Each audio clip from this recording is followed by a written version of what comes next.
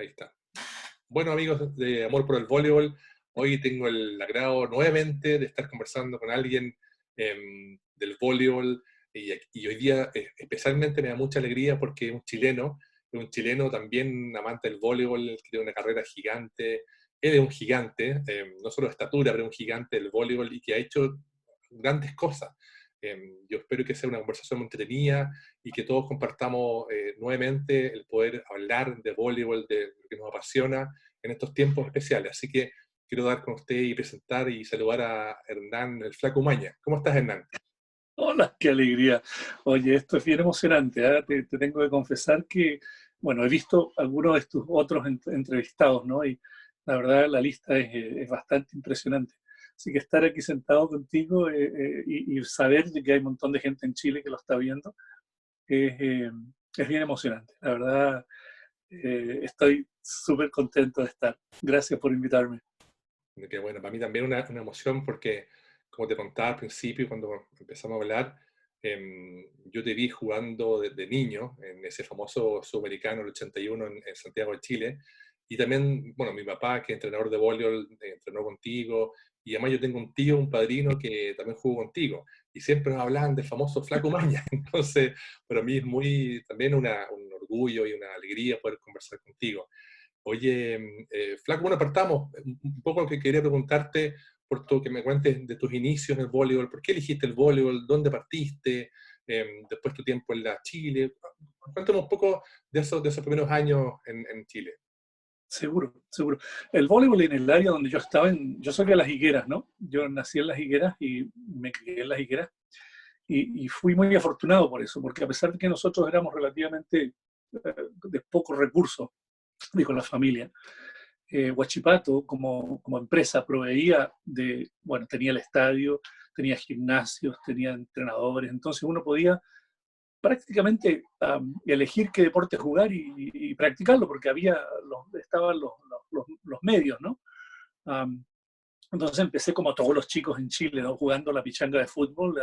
Tengo una foto ahí a los 6 años con un partido la Mi Plancha, me acuerdo, era mi primer equipo de fútbol, ¿no? Y súper divertido, pues jugábamos de preliminar del Huachipato, por ejemplo, el estadio lleno, y nosotros así de 5 o 6 años corriendo detrás de una pelota. eh, y como siempre sucede, como digo, el fútbol fue mi primer deporte, pero teníamos acceso a cualquier cantidad de otros deportes. Jugué hockey en patines, por ejemplo. Huachipato siempre ha tenido, no sé ahora, pero siempre tuvo muy buen equipo en hockey patines. Pero deporte creciendo fue básquetbol, con don Julio Vergara. Julio Vergara, una leyenda también en el área, ¿no? En Huachipato, en Concepción, en esa área. Un hombre muy dedicado, era mi profesor además, era mi profesor de escuela básica, en la famosa escuela Claudio Mate Pérez de Las Higueras, ¿no? Eh, y don Julio, muy estricto en la sala de clase, era un pan de Dios en el básquetbol, pero enamorado del básquetbol. Y yo, lenteja, yo era malito, era malo, había que reconocerlo. Era bueno para correr, corría rápido, y era bueno para saltar. Pero el resto, coordinación, olvídate, era un espanto. Pero don Julio tenía la paciencia de ahí pasarse los veranos conmigo. Yo vivía justo al lado del Estadio Las Higueras. Okay. Así que nos íbamos al estadio y tenía una cancha de básquetbol y ahí me practicaba con él todo el verano. Tuvo mucha paciencia conmigo. Entonces, básquetbol fue mi deporte. Nosotros fuimos campeones chilenos, ¿no? Con Huachipato y Manolo Herrera. Bueno, no. Manolo Herrera estuvo en el equipo cuando salimos tercero. Okay. Después, el año siguiente, salimos primero con Fernando Siegle, una gran leyenda del básquetbol chileno de Valdivia. Pero esa es otra historia, ese es otro deporte también. Y cuando estaba en el sexto Humanidades, yo soy de esa época, ¿no? El sexto Humanidades, imagínate, vamos para atrás bastante, ¿no? En el Liceo 1 de Concepción, yo, a pesar de que vivía en Las Higueras, iba al Liceo 1 de Concepción, que era otro baluarte, ¿no? El Liceo 1 histórico. Y había mi profesor de Educación Física, el Pipo Rivera. Pipo Rivera también, ¿no? Una leyenda del voleibol chileno por todo lo que hizo como entrenador. Y en sexto unidad me dice, Flaco, ¿por qué no juegas voleibol? Le digo yo, no, yo juego básquetbol es mi deporte, qué sé yo. Me dice, pero te va a ayudar a saltar. Si juegas voleibol, te va a ayudar a saltar. Le dije, a ver, déjame hablar con mi entrenador de básquetbol y le voy a preguntar. Don Raúl Roa era mi entrenador de básquetbol y él era entrenador de la selección chilena, llegó a ser entrenador de la selección chilena juvenil también. Y entonces le digo a don Raúl, ¿qué le parece ese juego voleibol? Él me mira y me dice, bueno, seguro, me dice, no, ningún problema que juegues voleibol. Yo sé que yo era mucho mejor para el básquetbol ya en ese entonces. Así que empecé a jugar voleibol y la verdad que era matadísimo. El voleibol, me acuerdo mi primer partido en la Casa del Deporte, en la Universidad de Concepción, jugando por el liceo. Me acuerdo, creo que debe haber sido la primera levantada que me hacen en un partido oficial. Salto a pegarle, salto a mal tiempo, y ni toqué la pelota pasó por arriba de mi cabeza. Así que empecé mal, la verdad que empecé mal con el voleibol. Pero encontramos un grupo de nosotros, algo en el voleibol. Y encontré un grupo de gente en Concepción, el Chico Ponce, Jorge Valdés, gente, el Chepo Sepúlveda, qué sé yo, de todos del liceo, que como que nos enamoramos del voleibol. Hubo algo del voleibol que nos agarró. Y a pesar de que yo era mucho más malo para el voleibol, empezó a agarrarme. Y empecé a seguir jugando. Y después fue un nacional a San Bernardo, que creo que terminamos tercero. Y para ya ese entonces, a fin de año, del primer año que jugaba, ya estaba jugando bastante mejor. Y entonces termino el liceo y me voy a Santiago y me llaman a la selección de básquetbol, a la selección nacional juvenil de básquetbol, que iba a haber un sudamericano de básquetbol en Chile, creo que en Talcahuano se iba a hacer, y me llaman a la preselección de básquetbol. Y al mismo tiempo llego a Santiago y me llaman a una preselección de voleibol, miércoles. He llamado 2 preselecciones ese verano. Y yo dije, y en ese entonces tengo que confesarlo, yo era mucho mejor para el básquetbol en ese momento que para el voleibol. Pero como digo, había algo que el voleibol me había agarrado, ¿no? Había algo que me había tocado para ir en el corazoncito. Y hablé, y además mi grupo de amigos, mis mejores amigos, se habían estado creando en el voleibol. Y digo, bueno, voy a jugar voleibol. Mi entrenador casi se murió, el Raúl Roa, que estaba entrenando a la selección y me había llamado especialmente. Además, yo medía 1,95 m y yo era el conductor, o me estaba entrenando como conductor. En fin, tenía súper planes para mí. Y dije, no, me voy a dedicar al voleibol. Y así empecé en el voleibol, en el físico. Bueno, Pipo Rivera fue, como digo, el primer entrenador en Concepción, pero después en el físico, Jaime Scuti, no sé si el hijo de Misael Scuti. Perfecto. Que era profesor ahí en el físico, fue mi entrenador en el físico.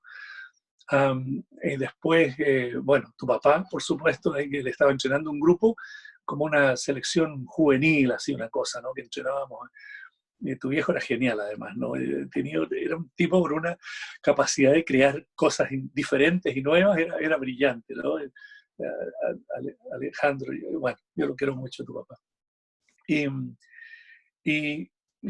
empezamos a jugar, y empecé a jugar, y duré un año en el físico, porque después me fui a jugar a Manuel de Salas, con toda la gente de Manuel de Salas, Miguel Holz estaba entrenando a Manuel de Salas, y de ahí la selección y qué sé yo. Me acuerdo del primer partido internacional fue contra los chinos, un equipo chino, el 71, o sea, era mi primer año en la universidad.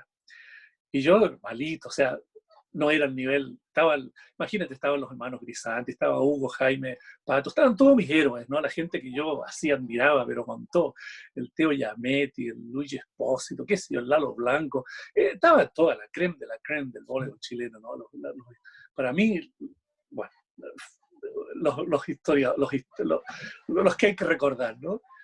Y bueno, y me llaman a la selección y yo era el 12, ¿no? Yo era como el último, y el futuro podía ser futuro, pero en ese entonces no era nada, ¿no?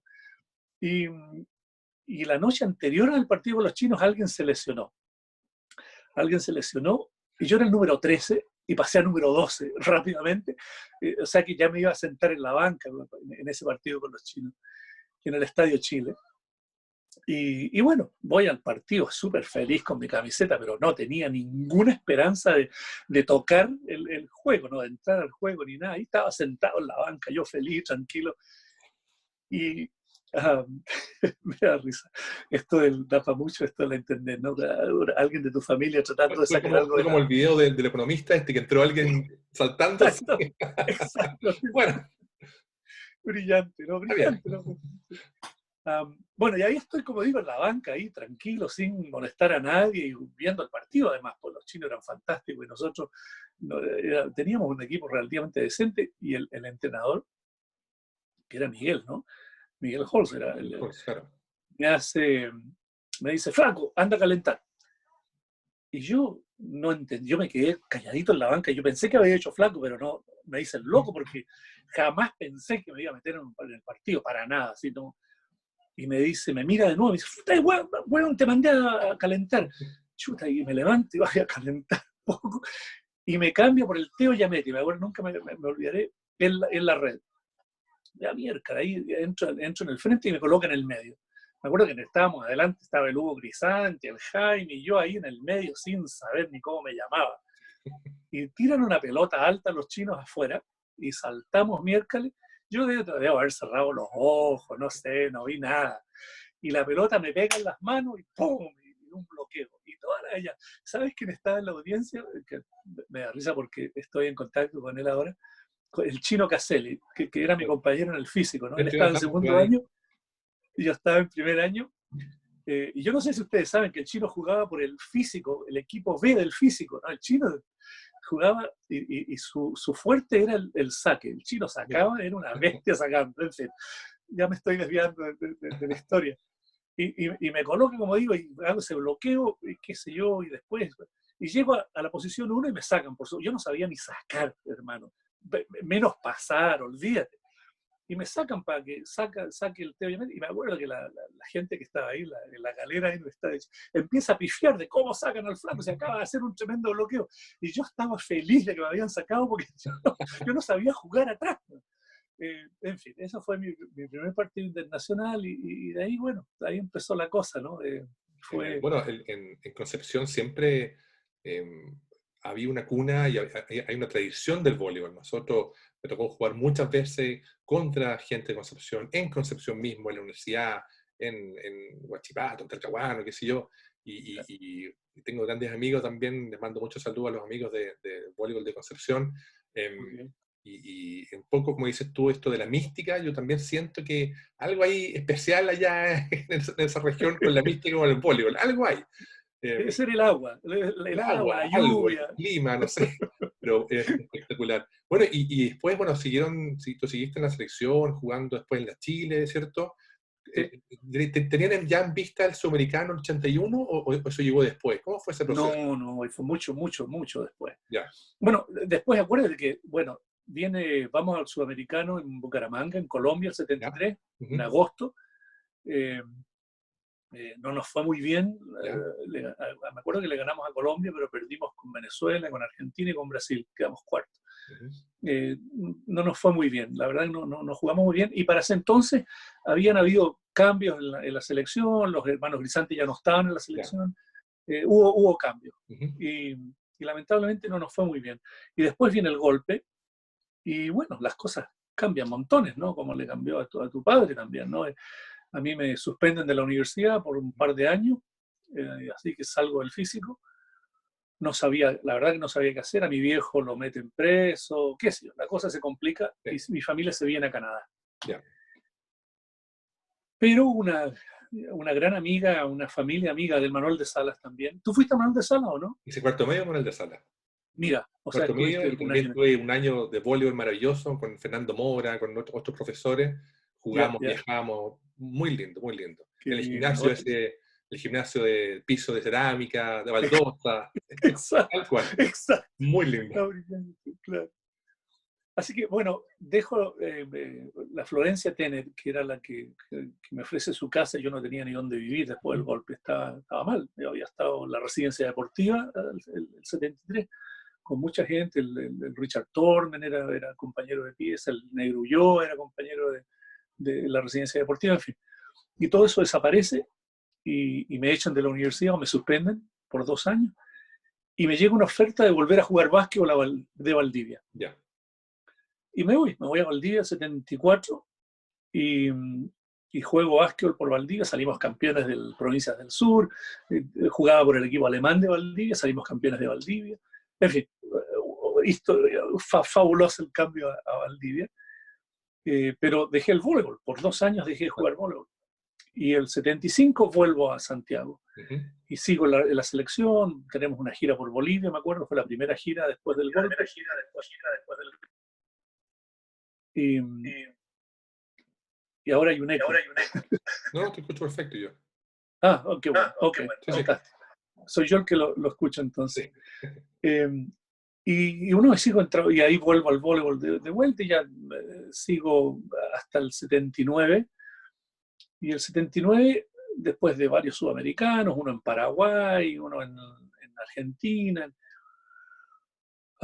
El 79 me gradúo de la universidad, después de 10 años de haber estado en el físico. Primero, esa es la otra. Cuando volví yo al físico el 75, todos los cursos que había hecho del 71 al 73, no había un récord de lo que yo había estado en el físico. Okay. Tuve que empezar de cero. Y empecé de cero, pues soy porfiado. Y dije yo, ok, voy a empezar de cero. Y entonces me graduó el 79. Y mi familia ya llevaba casi 5 años aquí en Canadá, que yo no los veía por 5 años.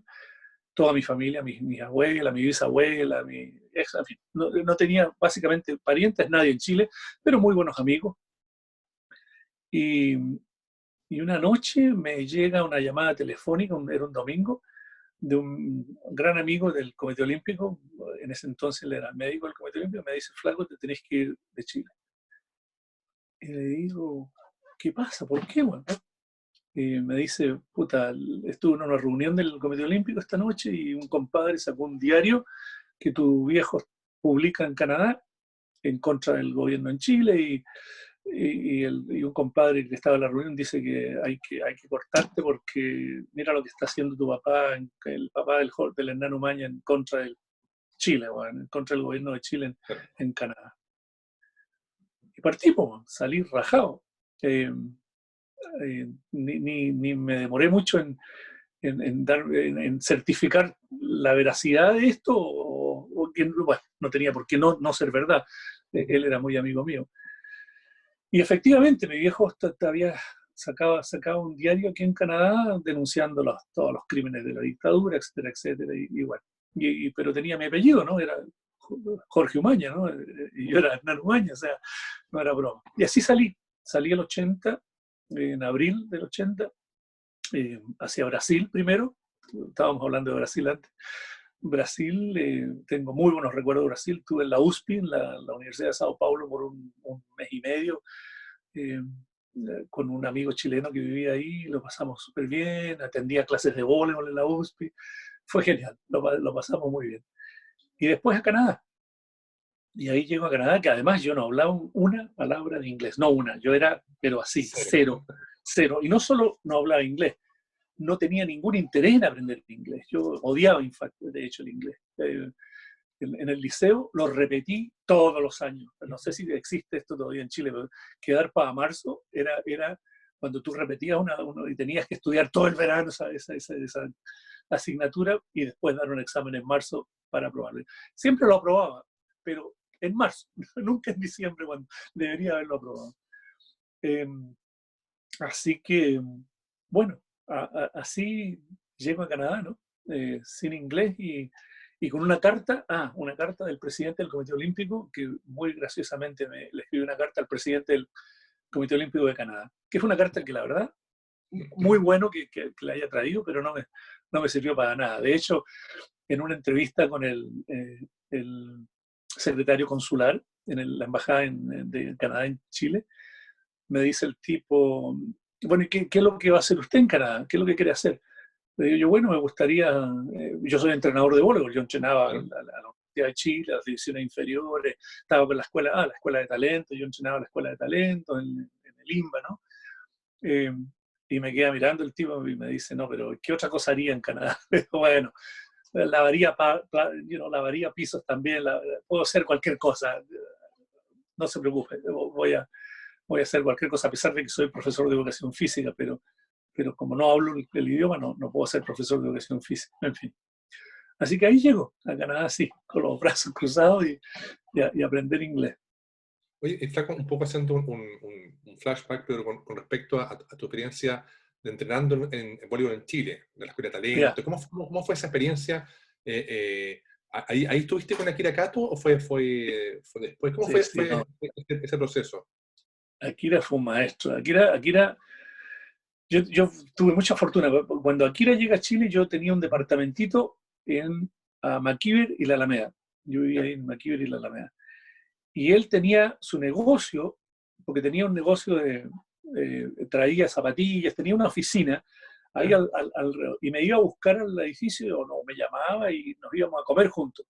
ujú, Así que nos hicimos muy amigos con Akira, pero era mi entrenador también. Y Akira no era broma, ¿no? En práctica, si uno no le ponía todo, pagaba, ¿no? Estaba conversando con uno de mis exjugadores de la Escuela de Talento, Héctor Hernán, y él me decía, ustedes eran malvados, me decía. Y la verdad yo no me acuerdo que hayamos sido malvados, pero capaz que sí, digo, o muy capaz que estricto, sí. claro. Sí. No era lo que estábamos acostumbrados, ¿no? Ujú, Definitivamente. Y bueno, el alumno preferido de Akira era Miguel, ¿no? Miguel Holza estuvo ahí, él fue el brazo derecho de Akira en Chile y aprendió y yo creo que fue incluso más duro que Akira en algún momento, ¿no? Y lo digo esto con mucho cariño y mucho respeto, ¿no? Digo, eh, pero nos daban duro. No hay duda que quedar sangrando en práctica era como una cosa de honor, ¿no? El dejarlo todo en la cancha en cada práctica nos enseñaron una ética diferente que no existía hasta ese entonces en Chile. Y Akira fue un gran maestro, ¿no? Y era un tipo muy dulce fuera de la cancha, muy tranquilo, muy emocionado. Pero cuando estaba en los entrenamientos, veía algo que no le gustaba, había que agarrarse, no había que agarrarse. No habían, ya, no habían vueltas con él, no había cómo sacarle la vuelta. Fabuloso. Para mí, Él- uno de las. él- claro, como que él marcó harto a muchos entrenadores chilenos, como que Sí, creó una escuela, la escuela japonesa, que sé yo, que me tocó también entrenar con algunos entrenadores que tenían su escuela, y repetían, y tú quedas pero sangrando en el suelo, y hay que sí, seguir, tenían todo un estilo bien, muy marcado, y ellos siempre hablaban de Kirakato, de la escuela, de la disciplina, de ser muy responsable, muy estricto en el entrenamiento, fue todo bien potente en Chile con respecto al entrenamiento, con la mirada del voleibol. sí. Y como siempre pasa en estas situaciones, cuando llega y se conoce algo nuevo, yo creo que muchos de nosotros como que también empujamos la cosa un poco más allá de lo que deberíamos, ¿no? O incluso lo que Akira pretendía. Akira era duro, pero nosotros, los discípulos de él, yo creo que fuimos más sanguinarios o fuimos más estrictos. Lo voy a poder usar una palabra diferente, estrictos, ¿no? Eh, pero como te digo, le hablaba con este alumno de Héctor Hernán, que fue de la Ujú. Escuela de Talento, que entrenan en el sur de Chile ahora en este minuto, ¿no? Cabro muy, muy, muy, muy buen cabro. Me dice, ustedes eran duros, Hernán, ustedes eran duros, eran jodidos. Pero estoy contento, me dice. Y yo le digo, bueno, la verdad no recuerdo haber sido tan duro y lo lamento si te hice daño a ti o a otros, ¿no? Mejor quizás a otros. Pero, pero verdad, como tú dices, ¿no? Un Kojima, un ejercicio de defensa no paraba hasta que no sacabas, qué sé yo, 20 pelotas seguidas buenas y si no, ahí seguía. Y si la Sí, luz era a las 12 de la noche, estábamos a las 12 de la noche, no seguía. O sea, era jodido, era un sistema asiático, ¿no? sí, Que estaba famoso en todo el mundo, además aquí en Canadá. Cuando llegué aquí había entrenador japonés también entrenando a la selección canadiense. O sea, los japoneses habían ocupado muchos lugares en el voleibol mundial, ¿no? Con sus métodos. Um, es cierto. Así que Bueno, no eran. En Canadá también hay un voleibol, bueno, tú también has sido parte bueno, y con tu hija también de la evolución del voleibol canadiense, que uno siempre ha visto, como dices tú, justamente en esa época había un entrenador japonés de la selección que fue a Los Ángeles 84, un muy buen equipo, Claro. y Yeah. bueno, y tú llegas a Canadá y empiezas a trabajar en voleibol. ¿Cómo fue tu experiencia en Canadá cuando llegaste y cuando un poco tuviste tu evolución allá?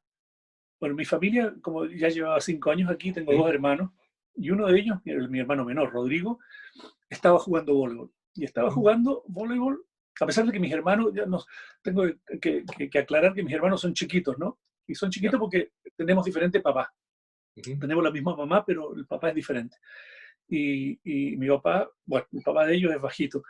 Así que Rodrigo es bajito, pero estaba jugando voleibol en un club, el Scarborough Solars. El club en ese entonces el más grande de Canadá. Así que Ya, caí así parado. Me entrevistaron a través de mi hermano, porque no hablaba inglés, claro. y, y me dijeron, ok, aquí tienes un grupo. Y empecé a entrenar un grupo antes de aprender inglés. O sea, empecé a aprender con ese grupo. Y con tan buena suerte que ese grupo, en 3 años que empecé, y Ontario, la provincia donde yo llego aquí en Canadá, no tenía mucha fama de ser bueno del voleibol en Canadá. El voleibol en Canadá estaba en Manitoba y en British Columbia y en Alberta Ok, y en Quebec. ya, Ontario no tenía mucha fama nacional o no había ganado muchos títulos nacionales. Y yo llego y me empiezo, salgo cuarto en el primer nacional, salgo segundo en el tercer nacional, salgo tercero en otro nacional y después salgo campeón de Canadá. Eso fue el 85. ya. Y ya como que los bonos, wow, este chileno que parece que sabe lo que está haciendo, no hablaba mucho inglés, pero ahora habla un poco más, y saca un equipo campeón. Y uno de los jugadores en ese equipo era Mr. John Child, que iba a ser fundamental en mi futuro desarrollo. Pero además me invitan, o sea, ya para entonces yo estaba siendo ayudante de una universidad, entre paréntesis, ya como para que los entrenadores de allá del sur del mundo aprendan que aquí los entrenadores en Canadá no les pagan, todavía no les pagan. Los Ah, entrenadores no, de clubes son gratuitos. mira, Aquí se hace por amor al arte. Eh, mira. y cuando llegué era peor, ni a los universitarios les pagaban.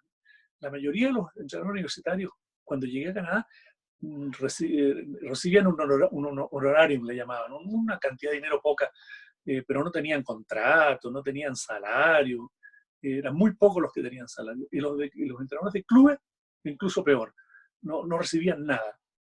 De hecho, esos años que yo entré en el club, me daban para la benzina o para la micro. Eso era todo lo que recibía.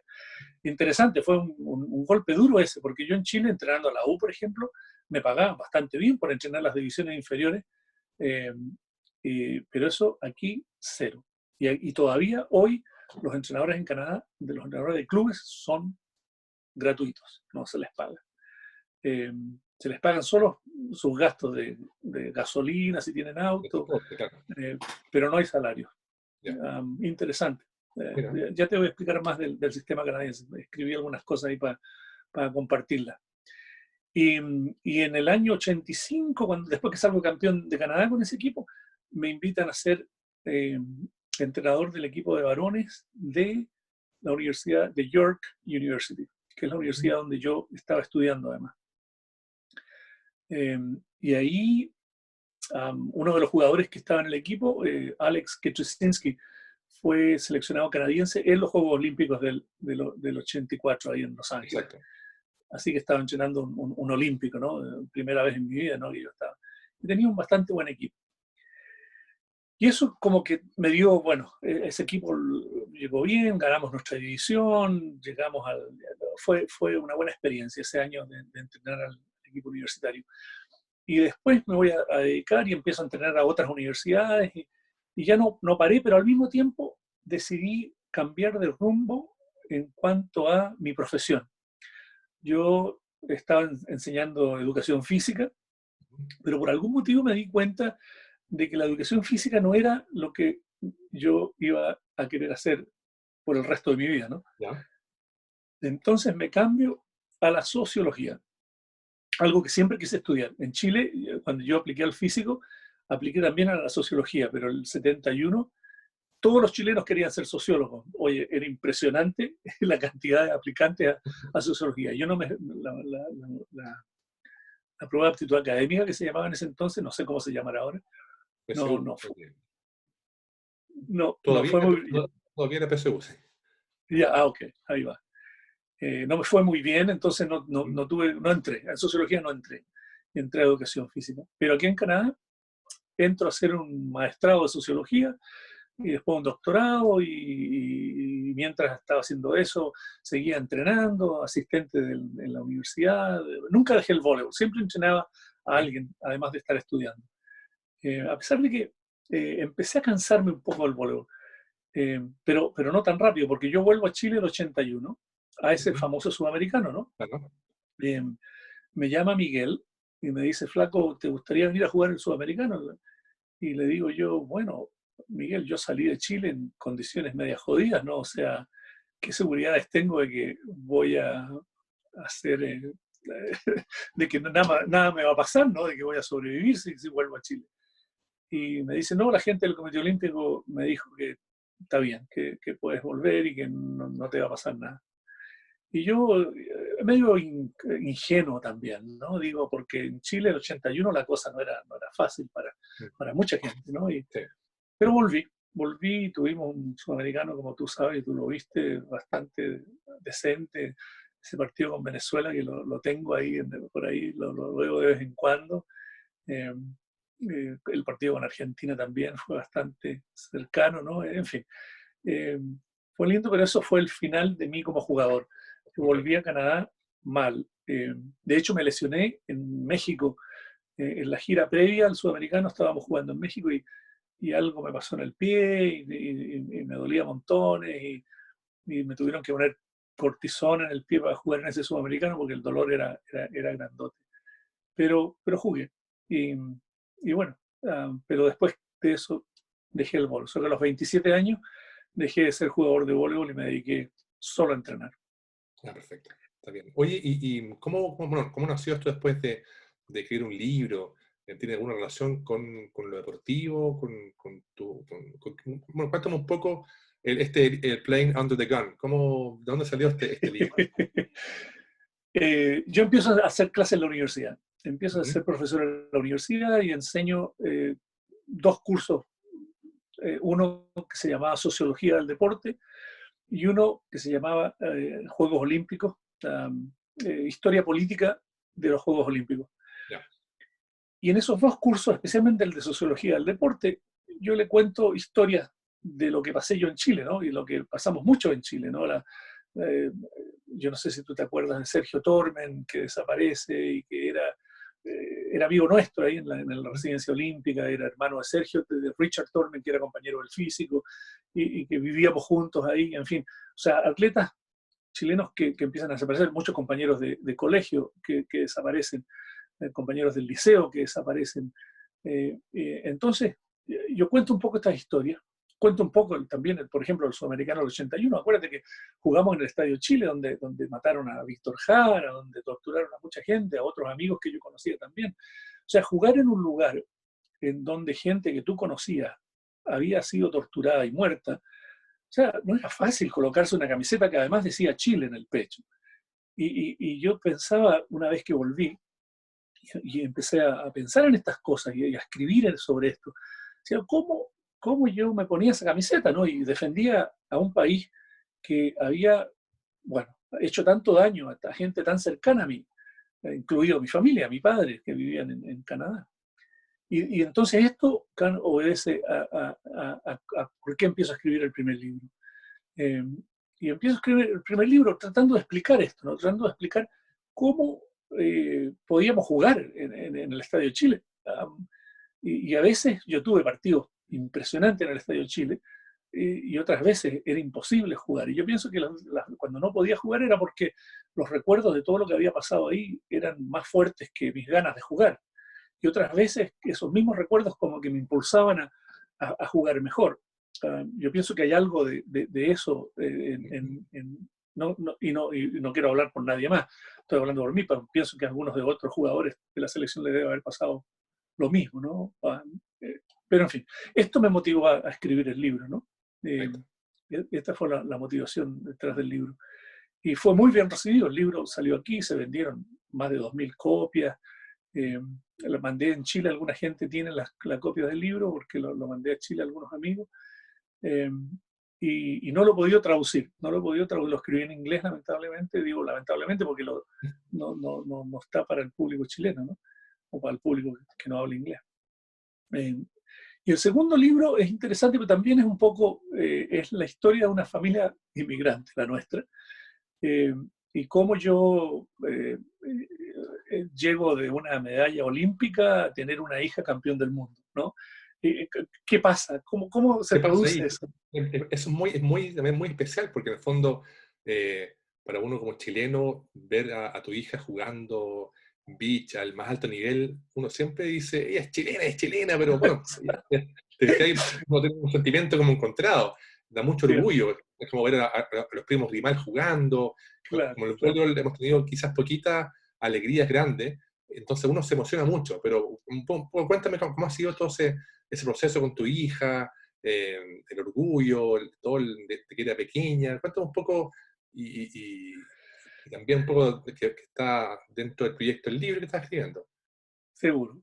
Eh, entonces, bueno, te contaba que el 85 salgo campeón de Canadá con John Ujú, Child. John Child claro. es un jugador que en el 95, o sea, entonces 10 años después, ¿no? Él va a la universidad, estudia, qué sé yo, trabaja. Y un día me llama por teléfono y me dice, en tanto tiempo, bla, bla. Nos habíamos visto, pero no. Me dice, tengo un proyecto. ¿Qué te parece si nos enseñas, nos entrenas para ir a los Juegos Olímpicos del 96 en Atlanta? A todo esto, en 92, yo fui a los Juegos Olímpicos de Barcelona Sí, con el equipo de sala, de ya, voleibol de sala aquí en Canadá. Me llevan porque en ese entonces yo estaba a cargo de la comisión de entrenadores de Canadá. Yo era ok, el presidente de la comisión de entrenadores. Y estaba súper metido en el voleibol y era el director técnico de la Federación de la provincia de Ontario. O sea, perfecto. estaba metido ahí arriba y me habían invitado a ver los entrenamientos de la selección, que queda bastante más lejos de aquí, como a 2.000 kilómetros de aquí en Alberta. Y fui y ahí conocí a los entrenadores, los jugadores, y como que les caí bien y me dicen, Hernán, ¿te quieres unir a nosotros para ir a los Juegos Olímpicos de Barcelona? ¡Fa! ¿Qué me han dicho? Y yo, fantástico, vamos a, vamos a Barcelona. Y me llevan como, aquí hay un título para esa posición, jefe de delegación. Era el jefe de la delegación canadiense yendo a Barcelona. Y antes había sido el de la Liga Mundial, entonces viajamos montones, bajamos a Holanda, Cuba, qué sé, a Brasil. En fin, súper entretenido. Y, y entonces tengo esa experiencia olímpica en Barcelona. Nos fue re mal, la verdad que nos fue, quedamos décimos en Barcelona. Súper frustrado porque poco antes de Barcelona habíamos jugado en Holanda contra Holanda, que jugó en las finales ahí Claro, en Barcelona, y perdimos, le ganamos a Holanda en Holanda un partido. Le ganamos a Cuba aquí en Toronto un partido. O sea, el equipo era capaz de ganarle a los mejores en ese minuto, pero en los Juegos Olímpicos no, un no, mal no, desempeño, no, sí. no, no. Y perdimos partidos increíbles. El primer partido contra España, eh, en que el rey estaba ahí, el rey de España, de Juan Carlos, ¿no? Sentado en las tribunas, el lugar ya se venía abajo. Habíamos jugado 6 partidos contra España preparatorios antes de los Juegos Olímpicos. Les ganamos los 6 partidos. Y ellos eligen jugar el equipo el equipo del dueño de casa tiene la opción de elegir quiénes juegan en su primer partido. Ok, Y ellos eligieron contra Canadá, a pesar de que nosotros les habíamos ganado 6 partidos, pero tenían un montón de información en nosotros. Bueno, me acuerdo que ahí estábamos, le íbamos ganando 2-1, empataron a 2, el quinto juego fue de película, pero nos ganaron. Y eso fue, qué mal el equipo. Imagínate, empezar los Juegos Olímpicos perdiendo nunca es todo muy esto, entretenido. sí. No es muy entretenido. El segundo partido era contra los americanos, los que venían defendiendo su título olímpico que habían ganado en Seúl, no en Corea. En Seúl, claro. O sea, claro, en Corea del Sur. Sí. Y no sé si tú te acuerdas, pero el primer partido de los americanos en Barcelona fue contra Japón. Y hubo la Y famosa polémica, claro. exacto, Y fue exactamente. ahí, se cortaron todo el Tremenda pelo, fue una polémica gigante. gigante. Porque Samuelson, que era un compadre que tenía un problema médico y Sí, era pelado, no tenía sí, pelo, había recibido una tarjeta amarilla ya y claro. el árbitro nos acordó y era muy exaltado además el Samuelson y se consiguió otra tarjeta amarilla y debería haber sido roja. Y Exacto. el partido estaba 14-13 para Japón, o sea, Japón ganaba el partido. Sí, Pero eso se les pasó a todo el mundo y el partido siguió, Estados Unidos terminó ganando en 5, Japón protestó, fue se dieron cuenta que en realidad el partido debería haber terminado en el cuarto juego, que Japón iba ganando, y le dan el partido a Japón. Estados Unidos estaba de muerte. Y ese era nuestro segundo partido, Estados Unidos. Imagínate cómo estaban. Yo voy caminando, el partido está listo para comenzar, voy caminando del camarín nuestro a donde me iba a sentar, y yo me sentaba como jefe de la delegación en la parte donde estaban los periodistas. Era fantástico, ¿no? Te trataban súper bien, ¿no? Los periodistas. Si yo naciera de nuevo, me estudiaría para ser de periodista deportivo, ¿no? La verdad, esos tipos los tratan fantástico. Bueno, y paso, y la puerta del camarín americano de los Yankees estaba un poquito abierta, y miro, y estaban todos pelados, habían pelado todos en solidaridad con el Samuelson. Chute, yo pensaba, esto no va a ser bueno para nosotros. No, Claro, esto los americanos de guerra van a absoluta. salir a matar, pero con todo. Y la verdad que fue un buen partido, y nosotros estábamos 14-13 o 13-12, arriba en el quinto, en fin. De nuevo fuimos a 5 juegos. O sea, estábamos ahí. Era un equipo, el canadiense era un equipo bastante decente, ¿no? Y perdimos de nuevo en 5 en un partido no apto para enfermos cardíacos, ¿no? Y ya, dos partidos, 2 perdidas, los 2 en 5. No iba muy bien la cosa. En fin, como digo, terminamos décimos, y como que ya el alma se nos había venido, se nos había roto un poco el corazón a esa altura, ¿no? Le ganamos a Francia, me acuerdo, después perdimos con Japón, perdimos con Corea, perdimos con todo. Después de eso ya no había. Pero lo importante, yo escribí, a mí me gusta escribir. Sí, escribí montones de comentarios y notas de los Juegos Olímpicos que publiqué aquí en Canadá. Y entonces cuando John Chai me llama para invitarme a que los entrene para los Juegos Olímpicos de Atlanta, él sabía de todo esto. Me dice: Hernán, tú eres el único entrenador de voleibol que yo conozco que tiene experiencia olímpica. Tú me entrenaste a mí cuando joven, salimos campeones de Canadá, cuando ningún equipo de Ontario salía campeón de Canadá. O sea, yo tengo plena confianza de que tú nos vas a llevar a los Juegos Olímpicos. Y mi pareja, Mark Hayes, que no lo conocía en ese entonces, está más que contento de si tú decides ir con nosotros a los Juegos Olímpicos. Así que hablé con mi señora en ese entonces. Melissa estaba chiquitita, tenía 2 años, ¿no? 2 años, 2 años y medio. Mi hijo tenía 7 años, 6, 7 años. Estaban chiquitos los dos, ¿no? Hablo con mi ex señora y le digo: mira, hay esta posibilidad de que vaya a entrenar en el equipo en vóley de playa esta vez, ¿no? Ups, Ups. te perdí. Ahí está. Ahí está, ahí está. Estoy perdiendo batería. Déjame colocar Sí. Oye, la y en batería. caso dado, ¿Hernán me escucha? ¿Cómo? En caso dado, porque Zoom a veces se corta Dime. por tiempo. ¿Me escucháis? Sí, ¿Aló? no te estoy Sí, escuchando, pero yo sí. sé que no me estás viendo, pero No, ahora me vas a ver. quería comentarte que Eh, en caso que Zoom se lo que pasa es cortara, que la sí, sí, es que quería comentarte que a veces Zoom se corta porque tiene un tiempo limitado. Si se cortara, yo te ah, mando otro link ah, y ahí yo después edito. Por eso me gusta grabarlo perfecto, más que haciendo live. perfecto, De repente en live hay errores, cosas así. Ya, así que, perfecto. Okay. ya, súper. Sigamos entonces. Bueno, yo vóley de playa, yo jugué vóley de playa, bueno, con tu viejo en Chile, pero no jugábamos 2, éramos 6 en la cancha, ¿no? No Sí. íbamos Maitencillo, en las cruces, el clásico en el campeonato. Trauco. Nosotros no íbamos al Trauco, ahí en Quintero, a la playa de los Enamorados. Pero con tu viejo, claro, en el Quisco, me acuerdo, en el Tao, qué sé yo, colocando cancha. Y yo ni siquiera cuando tu viejo organizaba eso, yo ni jugaba, yo lo ayudaba a organizar. Yo entraba, colocaba los postes, las redes, qué sé yo. Así que yo de vóley de playa no sabía mucho, la verdad. La verdad no sabía nada.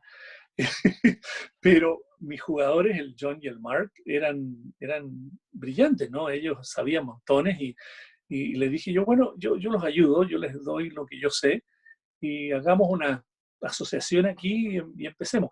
Entre paréntesis, cuando yo llego a Canadá, estos equipos que yo empecé a entrenar, los entrenaba como entrenaba a la escuela de talento, ¿no? O sea, a la escuela de Akira. Era duro, les daba duro a los cabros. Y ellos se acuerdan también hoy día, ¿no? Y me dicen: fuiste duro con nosotros, pero me gustó.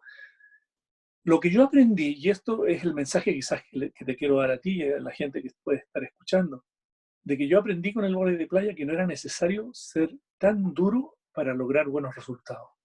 Ya. Me di cuenta que, pero eso viene más tarde con la historia, ¿no? Nos vamos a los Juegos de Atlanta Claro. con ellos, voy entrenando. El primer partido, adivina contra quién, contra España. Eh, Esto no porque los españoles hayan decidido, esto fue el sorteo nomás que nos tocó España en el primer partido. Y ese año, el año 96, habíamos jugado contra España varias veces en el circuito internacional y nunca, era un buen equipo, pero nunca nos habían ganado. Y jugamos el primer partido y nos ganan 15-1. 15-1. Fue un desastre, pero un desastre. Y afortunadamente el sistema en los Juegos Olímpicos de entonces era doble eliminación.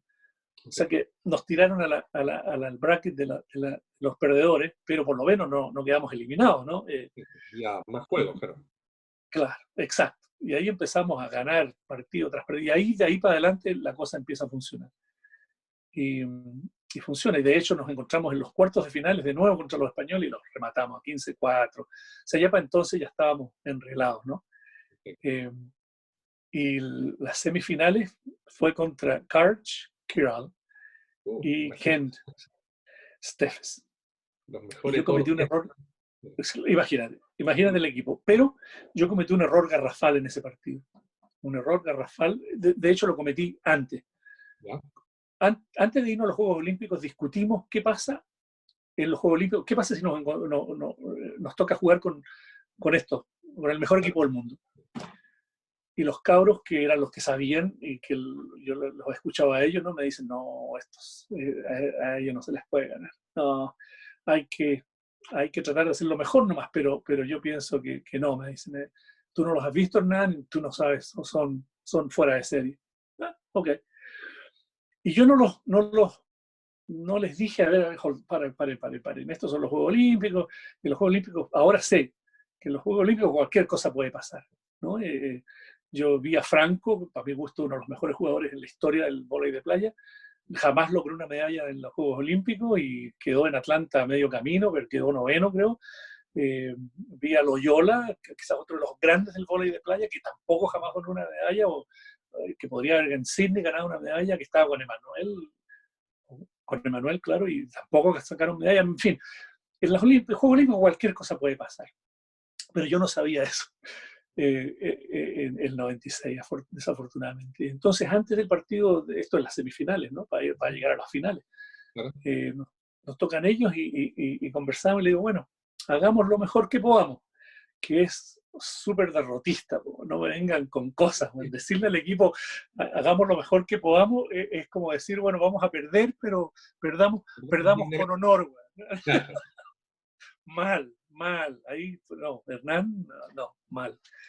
Y, y la verdad que empezaron ellos ganando lejos y después como que se trancaron por ahí por el 12-7 era la cosa, y 12-8, 12-9, 12-10, o sea, nos pusimos a jugar, ¿no? Pero de nuevo, estamos hablando del equipo histórico del vóley de playa, ¿no? Ya era tarde, pero si hubiéramos entrado con otra mentalidad, pienso que otro gallo habría cantado, como decimos en Chile, ¿no? Otro gallo habría cantado. O no, por lo menos habría sido más parejo. Perdimos en 15-12. Y después jugamos la medalla de bronce con Portugal, grandes amigos y fabuloso equipo. Y fue un partido que los dominamos, la verdad, y le ganamos y sacamos medalla olímpica.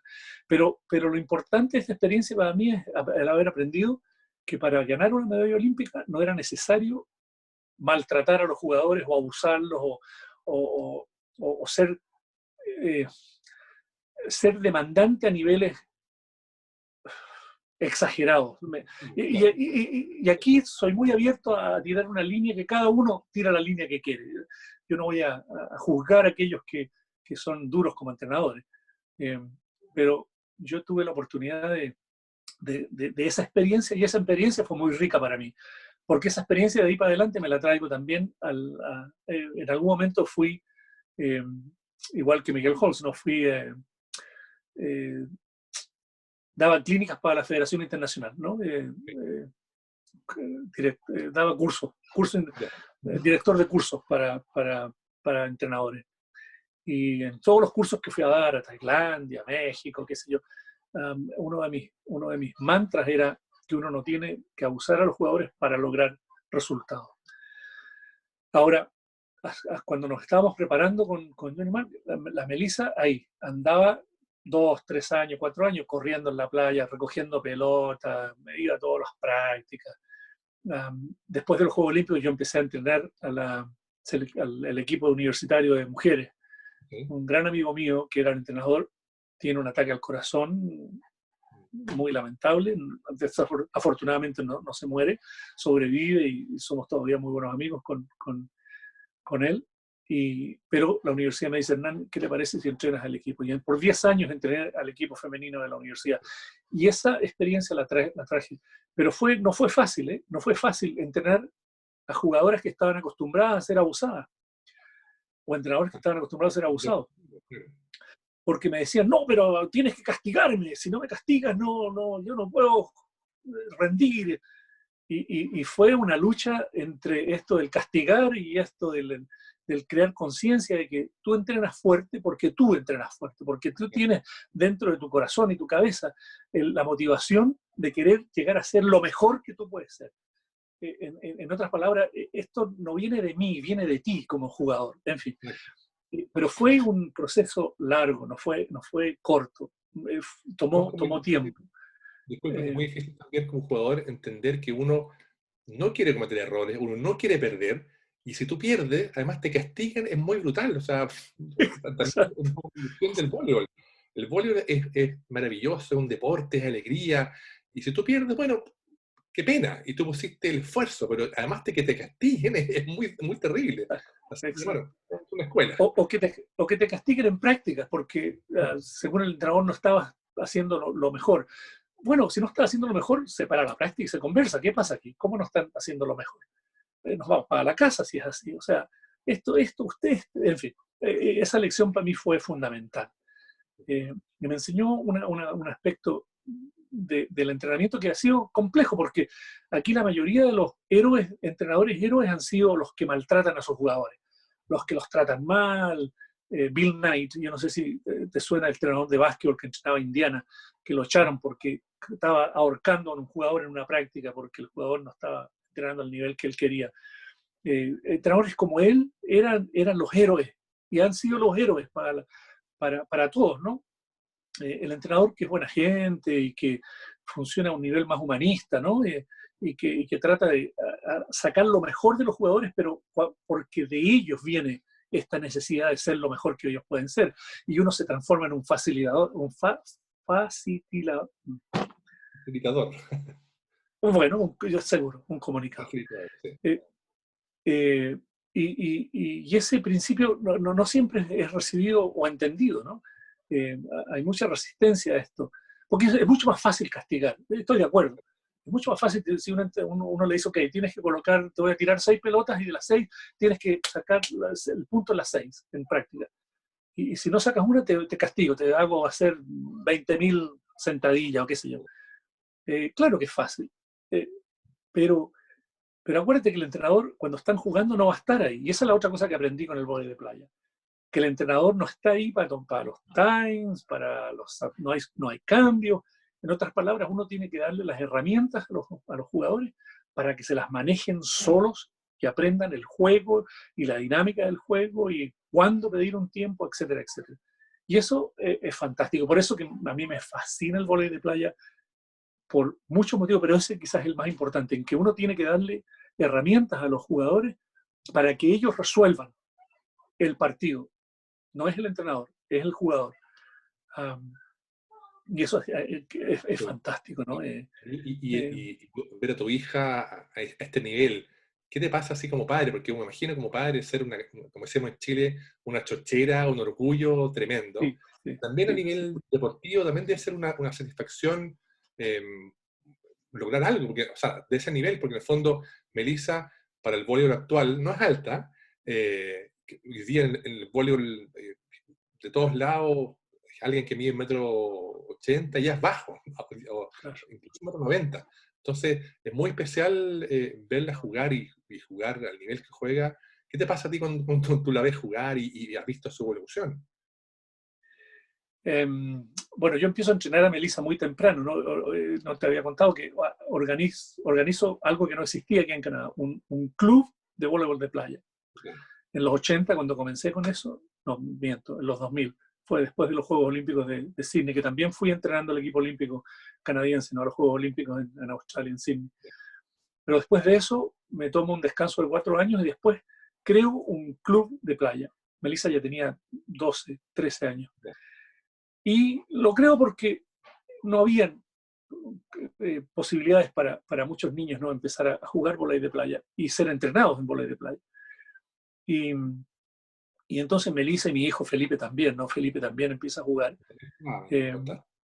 y los dos, y Melissa empieza, después va a la universidad, juega nuevamente, vuelve a la sala, pero nunca dejó la playa. Melissa jugaba playa y salón desde los 12 años. Salió campeón de Canadá en la división de los 14 años, cuando tenía 13. O sea, ya a los 13 ya estaba embalada con el vóley de playa, ¿no? Va a los mundiales cuando ya tiene 15 años, ya está en un mundial en Turquía. Y todo esto yo la voy entrenando, ¿no? Y como a los 15, a los 16, la dejo en el vóley de playa. La dejo porque la llaman de la selección y la selección de playa, y la selección tenía, yo ya no estaba para seguir entrenando a nivel de selección. Yo tenía tiempo completo en la universidad, era profesor tiempo completo, y ese era mi trabajo, y no iba a ser entrenador olímpico, ya más nada, ¿no? Ya había pasado ese ciclo. Y la Melissa sigue, ¿no? Y sigue. Pero antes de eso, y de hecho estaba hablando con ella ayer, me recordó que a los 15 años a ella la echaron, o no la eligieron en la selección de la provincia, ni siquiera la selección nacional de la provincia del vóley de playa, porque era muy chica, no la eligieron. Me dolió, te digo, montones, porque yo la veía, decía, ustedes la van a echar no la van a elegir porque es chica, y no se dan cuenta que en el vóley de playa, precisa más que nada en el vóley de playa, lo que ella trae en términos de mentalidad y de control del balón y sus gestos técnicos y la manera en que lee el juego, no van a encontrar a nadie como ella, pero bueno, eso lo hicieron y está bien. Eh, Imagínate ahora, campeona del mundo, y a ella bueno, al Michael Jordan también lo cortaron del equipo de su colegio, ¿no? Así que pasa, ¿no? Digo, pasa. Pero deja de adelantarme la historia para que veas, me hablas de la chochera. Estoy en Hamburgo viendo el Mundial con mi señora, me acababa de casar, entre paréntesis. Me casé el año pasado, en junio, el 22, y Melissa había jugado un torneo en Praga, no le fue muy bien, quinta. Vino a mi casamiento, y no solo vino al casamiento, fue la maestra de ceremonias del casamiento, con un desplante, una cantidad de chistes, fue fabuloso, ¿no? Y se va al Mundial a Alemania, a Hamburgo. Y nosotros nos vamos con mi señora partiendo nuestra luna de miel viendo el Mundial de Vóley. Las amigas de mi señora que decían que estaba loca. ¿Cómo le aguantaba que yo traerla al Mundial de voleibol en la luna de miel? Pero bueno, llegamos a Hamburgo y fantástico todo, y empiezan a nadar y llegan a las finales. ¡Pah! Y en las finales, ahí estábamos sentados con mi señora mirando, y yo soy generalmente bastante tranquilo para ver los partidos, ¿no? Yo no soy de los que grita, yo he aprendido a ser muy zen, ¿no? No digo que no me esté muriendo por dentro, pero soy muy tranquilo. Y me acuerdo la última pelota, no el bloqueo, la pelota cae, toca la arena, campeones del mundo, y yo estoy ahí sentado y no me podía parar. Yo ahí estaba sentado y mi señora al lado gritando, y todo el mundo, el estadio se venía abajo gritando, y yo me paro, y me acuerdo que estaba así, parado con los brazos cruzados, y todavía como que no computaba qué es lo que había pasado. ¿Qué pasó aquí? Que mi hija es campeona del mundo. No, pero ¿en qué? ¿Qué cabeza de esta media chilena, como tú decías temprano, yo, hija de inmigrante, qué sé yo, ¿de dónde pecatas meas? Si no es de la sacristía, como dicen en Chile. Eh, me costó así, claro, darme cuenta de cómo venía esto. Y de ahí para adelante ha sido después, bueno, ganaron Viena y después ganaron Manhattan, pues la ADP, porque juegan con la Sara también en la ADP, ganaron Hawái, ganándole al mismo equipo en las finales, entre paréntesis. La Kleiman yo creo que deben tener pesadillas con nosotros, las dos americanas. Eh, en fin, así, mucho orgullo, por supuesto, mucho orgullo. Pero más que orgullo, además de orgullo, digo, mucha alegría de que los dos de mis hijos, siguieron con la pasión mía, ¿no? La pasión mía que era el voleibol. Los dos la siguieron y los dos jugaron y los dos, y Melissa, bueno, sigue jugando. Felipe ya se retiró. Mucha alegría de que los hijos hayan desarrollado las mismas pasiones del papá. Y mi hijo en algún momento, cuando estaba en el liceo, no quería jugar voleibol y tocaba guitarra en un equipo, una banda rock. Y fantástico, yo lo aplaudía y lo iba a ver y todo, y lo apoyaba, porque yo no quería necesariamente que jugaran voleibol. Si jugaban voleibol porque ellos querían, fantástico. Si no querían jugar, lo que hubieran querido, yo los habría apoyado, ¿no? Pero afortunadamente los dos jugaron lo que es mi pasión, ¿no? El voleibol. Una de mis Bueno, pasiones. en el fondo, un poco lo que hablaba yo al principio, que en el voleibol hay como varias cosas, como lo veo yo, que somos una gran familia, porque en el fondo lo que te pasó a ti, quizás no hace falta que uno sepa un idioma, porque en el voleibol hay un idioma universal. Eh, y también esto del orgullo de los hijos, los primos, los parientes, de que un poco compartir. Yo siempre he definido el voleibol como un deporte muy humano, pese a que no hay contacto físico, pero un deporte donde tú tienes a alguien al lado, ya sea en beach, con una persona, o 6, o más, o 4, o 5, tú tienes a alguien al lado que tú sabes que va a donde mismo vas tú, sientes, hay una química. Para mí el deporte más lindo del mundo, y siempre lo digo, lo repito, bueno, entonces también esto del orgullo paterno, orgullo de un pariente, incluso a uno como chileno ver a alguien jugando con un apellido chileno, también uno tiene que tener todo un rollo especial que tenemos los chilenos, o en general el latino, o la gente que ama el deporte. Entonces es muy especial, la verdad que a mí me da mucho gusto hablar contigo estas cosas, porque en el fondo, como te contaba, yo era muy pequeño cuando te vi jugar o escuchaba de mis tíos, de mi papá, del famoso Flaco Umaña, y lo que hablamos también de Concepción, que siempre Concepción tiene algo especial con el vóley, tiene una mística muy potente. El sur de Chile también hay un deporte muy lindo siempre, Puerto Montt, la gente en Valdivia, Temuco, eh, Osorno. Entonces también a mí, en lo personal, me trae como mucha alegría el conversar contigo, que eres como un embajador chileno del deporte allá, y de un país también con deporte tan potente. Y ahora, bueno, que clasificaron el equipo a los Juegos Olímpicos, bueno, para el próximo año. Hay un tema que para uno, a mí y a mí también, como amante del voleibol, me da mucho orgullo. Yo un poco quiero también agradecer tu tiempo, Flaco, esta conversa, como siempre digo yo, más que, bueno, es del voleibol, pero también la parte humana para mí es súper importante, la parte como los sentimientos, esto de la familia, el voleibol, para mí siempre ha sido muy potente, por la tradición nuestra, de la familia, los parientes. También quiero hacer un agradecimiento aquí a Nelson Montero, que nos puso en contacto, a tanto entrenador y amigo que hemos estado siempre ligados al voleibol y que lo queremos tanto. Y bueno, y como te decía, este es mi pequeño aporte, un granito de arena a los amantes de la familia del voleibol. Quiero darte las gracias gigantes, Flaco, por tu tiempo, por tu entretenida conversa, tu experiencia, y en el fondo, bueno, que estemos en contacto siempre. Te mando un abrazo gigante desde Chile, del frío que está haciendo ahora en Chile, y que en el fondo también en estos tiempos complicados de cuarentena, pandemia, podamos aprender a ser más humanos, y un poco a creernos más como seres humanos. Así que muchos No, no, cariños, Flaco, y lo mejor para este ti. minuto nos ha enseñado un poco la solidaridad, ¿no? La solidaridad de que si yo me cuido como viejo, los jóvenes se tienen que cuidar para no cagarme a mí como viejo, ¿no? Y me parece que es un momento bueno a niveles de humanidad. Y tenemos que crecer con esto, y tenemos que cuidarnos, por supuesto, la práctica. Y pues he leído en la prensa que Chile está en problemas y que la cosa va a empeorar antes que mejore. Les mando les mando un cariño grande y por favor cuídense y saludo a todos mis amigos, todos los que fueron mis compañeros de equipo, a Bernardo Chernil, a Miguel Halls, y todos los jugadores, ¿no? A Jaime Uberman, qué sé yo, a toda la gente del vóley que los quiero con tanto cariño, ¿no? Eh, Así que te lo agradezco, pero así, un montón, de corazón. Gracias por haberme invitado.